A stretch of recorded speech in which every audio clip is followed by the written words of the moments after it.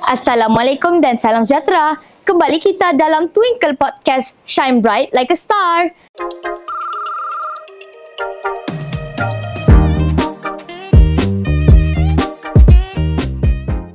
Pada hari ini, kami sangat berbesar hati kerana menerima kunjungan dari SK Islah Kota Bharu, Kelantan. Hari ini, kita bersama Encik alias bin Arifin, Guru Besar SK Islah Kota Bharu, Kelantan. Apa khabar Tuan? Alhamdulillah, baik. Okay. Boleh Tuan ceritakan sedikit tentang latar belakang sekolah Tuan? Boleh, terima kasih atas soalan ini. Jadi sekolah kami, Sekolah Kebangsaan Islah ini berada di tengah Bandarlah Kota Bharu. Antara sekolah yang dikategorikan dalam sekolah bandar.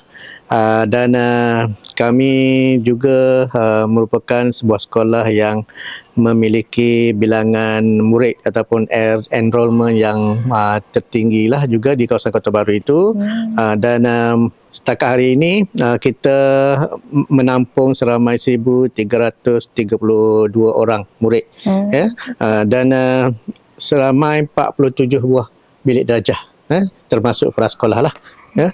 Dan sekolah kami juga merupakan salah satu sekolah yang magnet school lah sehingga hari ini. Dan oleh kerana kekurangan kapasiti untuk menampung, jadi kami terpaksa bertahan sampai di situ saja dulu. Ya, kita tak boleh nak menerima lagi walaupun ada permintaan-permintaan daripada ibu bapa untuk menghantar anak ke sekolah kami, dan tapi kita tidak dapat, kapasiti kita itu tidak mencukupi lah.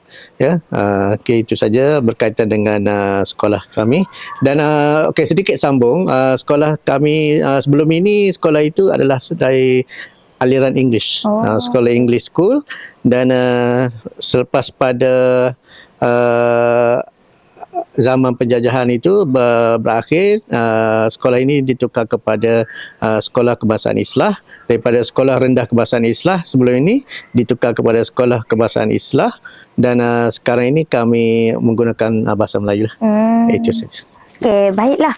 Seterusnya, apa khabar pandangan Tuan berkenaan dengan sekolah kami, SK Putrajaya Presin 81?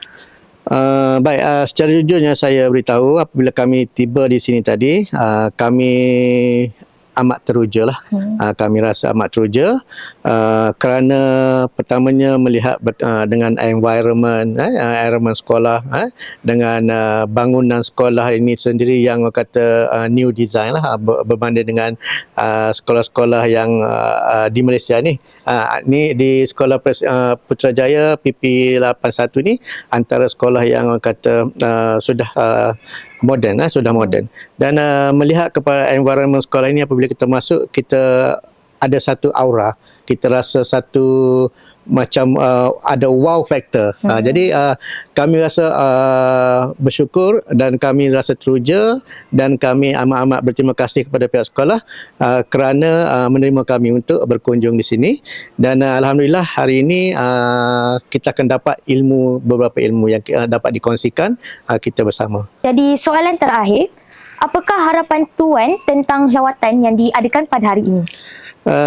Itulah sebagaimana yang saya katakan tadi, kami amat mengharapkan satu tanda arah ataupun perkongsian amalan terbaik, perkongsian ilmu yang dapat kita ambil daripada lawatan hari ini. Dan kami yakin setelah kita menjawab beberapa kawasan-kawasan tertentu tadi di sekolah SK PP81 ini, kami melihat banyak kekuatan-kekuatan yang ada. Dan saya yakin dengan pencapaian yang ada ini sememangnya atas hasil usaha guru-guru dan ibu bapa, dan tidak lupa juga atas usaha keras daripada pentadbir sekolah, khususnya Puan Guru Besar yang sebagai leader di sini, yang mencorak hala tuju sekolah ke mana kita nak pergi.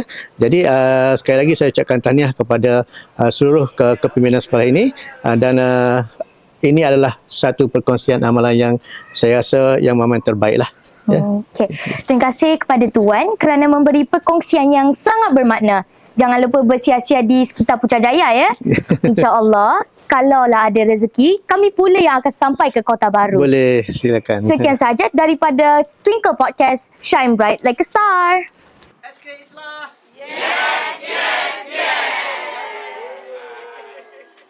Jangan lupa like, share dan subscribe. Shine bright like a star.